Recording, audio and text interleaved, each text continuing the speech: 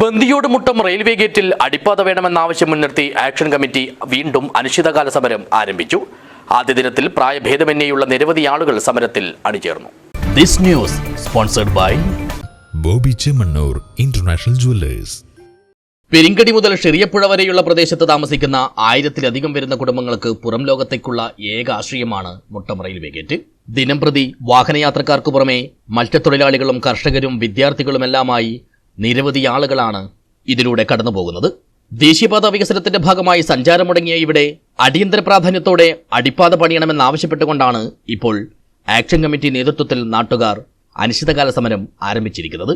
കിഴക്ക് ഭാഗത്തുള്ള കൂനൽ സ്കൂളിലേക്കും മുട്ടംപള്ളിയിലേക്കും മദ്രസയിലേക്കും പെട്രോൾ പമ്പിലേക്കുമെല്ലാം എത്തിച്ചേരേണ്ടത് ഇതുവഴിയാണ്. മറുഭാഗത്താണെങ്കിൽ തറവാട് ക്ഷേത്രങ്ങളും റേഷൻ കടയും ഹെൽത്ത് സെന്ററും കോസ്റ്റൽ പോലീസ് സ്റ്റേഷനുമെല്ലാമുണ്ട്. അതുകൊണ്ട് തന്നെ ഇരുഭാഗങ്ങളിലുമുള്ളവർക്ക് അടിക്കടി മറുഭാഗത്തെത്തേണ്ടത് അനിവാര്യമായ കാര്യമാണ്. ദേശീയപാതാ വികസനം യാഥാർത്ഥ്യമായാൽ ഇതെല്ലാം ഇവർക്ക് അന്യമാകും. അതുകൊണ്ട് തന്നെ നിർബന്ധമായും ഇവിടെ അണ്ടർപാസേജ് നിർമ്മിക്കണമെന്നാവശ്യപ്പെട്ട് പൊതുപ്രവർത്തകരും പ്രദേശവാസികളുമെല്ലാം ഒത്തുകൂടി കർമ്മസമിതിക്ക് രൂപം നൽകിയിരുന്നു. ഇതിന്റെ നേതൃത്വത്തിൽ ബന്ധപ്പെട്ട അധികാരികൾക്ക് നിവേദനം നൽകുകയും സൂചനാ സമരവും ബഹുജന പ്രക്ഷോഭവും ഇമെയിൽ ക്യാമ്പയിനും ഉൾപ്പെടെയുള്ളവ സംഘടിപ്പിക്കുകയും ചെയ്തിരുന്നു. എന്നാൽ നാളിതുവരെയായി ഒരു തരത്തിലുള്ള അനുകൂല പ്രതികരണവും അധികാരികളിൽ നിന്നും ഉണ്ടായിട്ടില്ല.